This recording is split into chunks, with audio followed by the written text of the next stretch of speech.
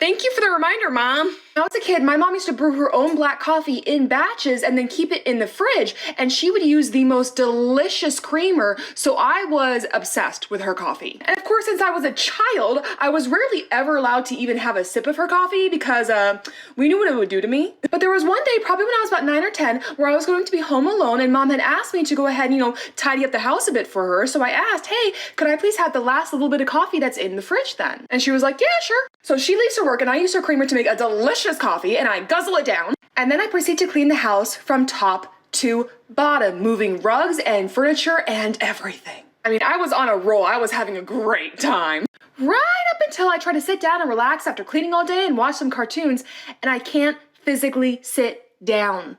Did I mention that her coffee was like jet fuel? I ended up getting really scared that I couldn't sit down and calling Mom at work going, what's wrong with me? And Mom was like, never again.